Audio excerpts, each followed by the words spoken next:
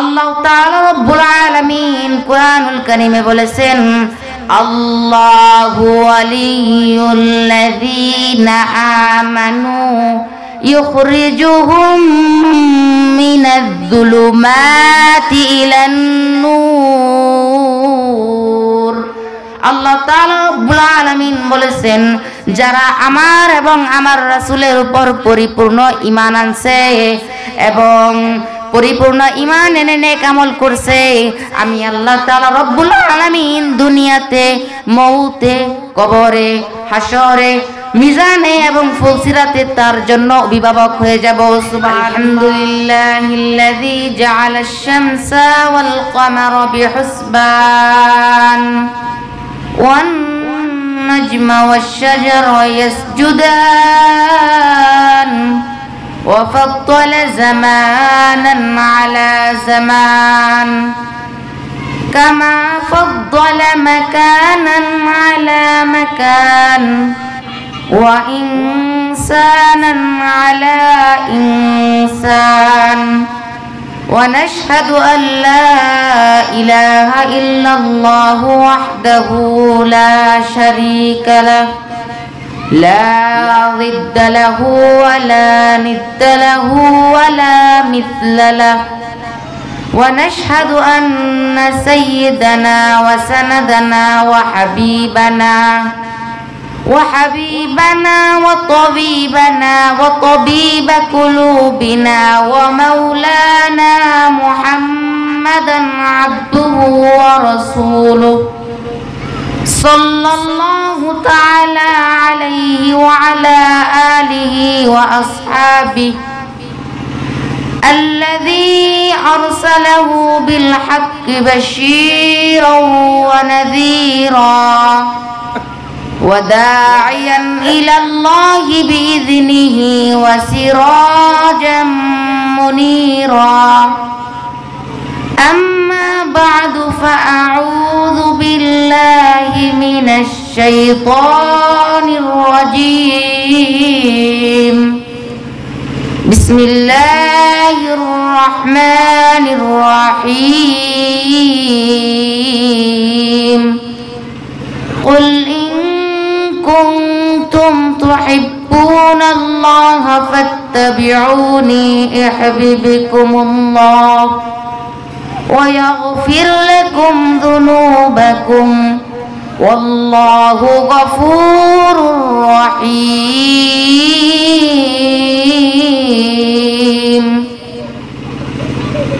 قال رسول الله صلى الله عليه وسلم لا يؤمن أحدكم حتى أكون أحب إليه من والده وولده والناس أجمعين اللهم صل على محمد وعلى آل محمد كما صليت على إبراهيم وعلى آل إبراهيم إنك حميد مجيد اللهم بارك على محمد وعلى آل محمد كما باركت على إبراهيم وعلى آل إبراهيم إنك حميد مجيد الحمد لله সমস্ত প্রশংসা মহান আল্লাহ তাআলার জন্য, যে মহান আল্লাহ তাআলা রব্বুল আলামিন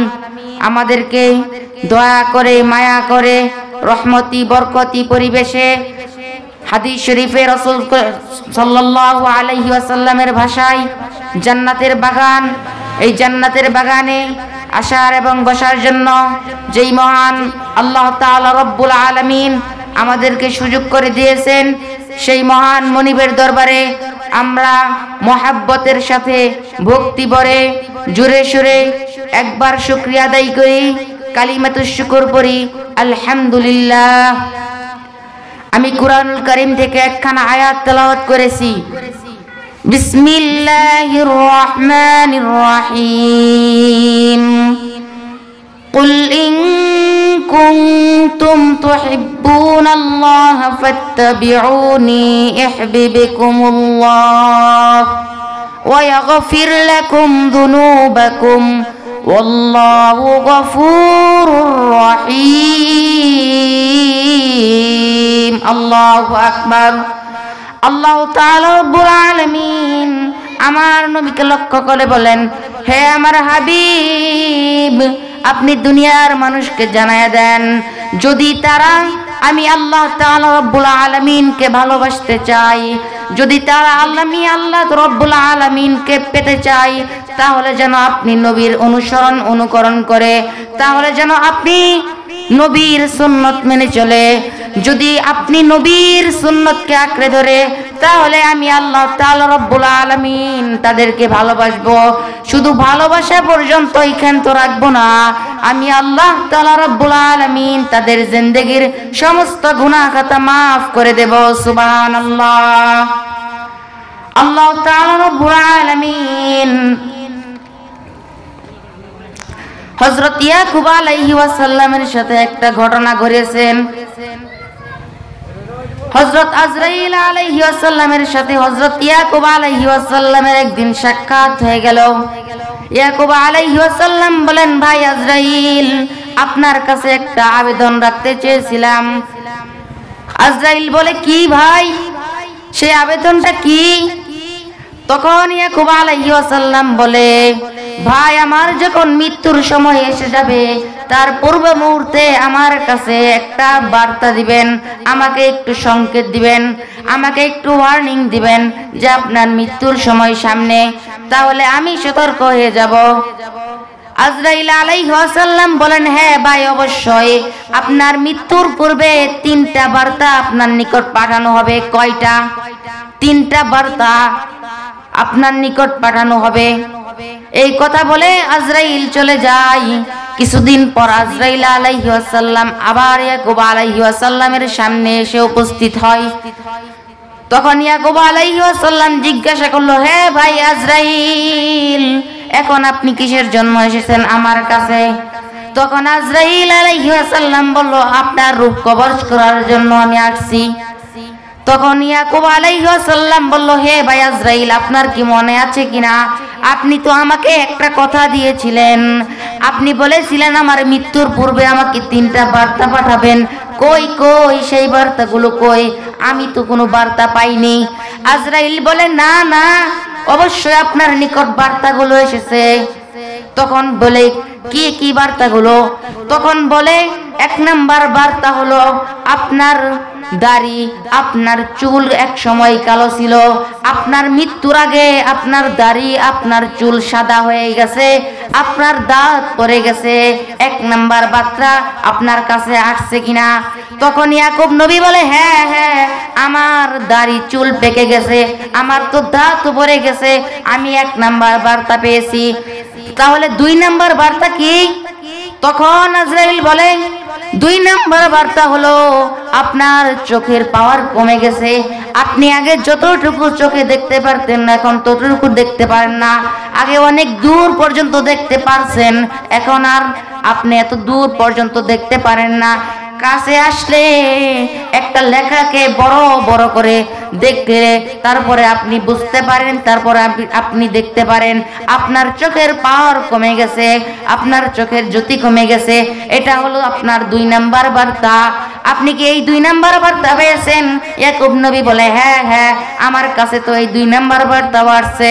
তাহলে 3 নাম্বার বার্তাটা কি?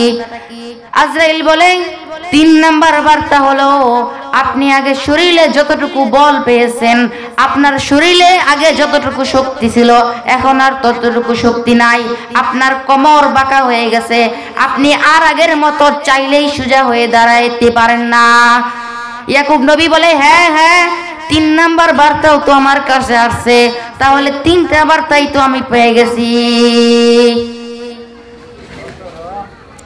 যদি কেউ মৃত্যুর যন্ত্রণা থেকে বাঁচতে চাই, তাহলে ঠিকমতো ইবাদত করতে হবে।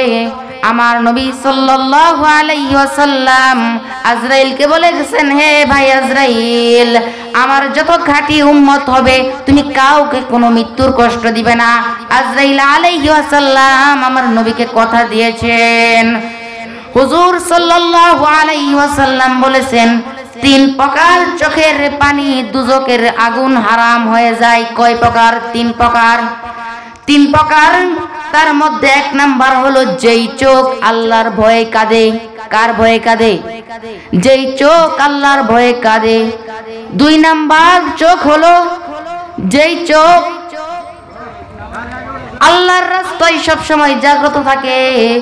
আজকে কোথায় মাহফিল হবে, কোথায় কখন নামাজের সময়, এখন কয়টা বাজে, নামাজের সময় আর কতক্ষণ বাকি আছে, সব সময় আল্লাহর রাস্তায় জাগ্রত থাকে। ওই চোখের পানি আল্লাহ তাআলা রব্বুল আলামিন কবুল করেন। আর তিন নাম্বার চোখের পানি হলো যেই চোখের পানি কোনো হারাম বস্তু দেখার সাথে সাথে চোখটা ফিরায় নেয়।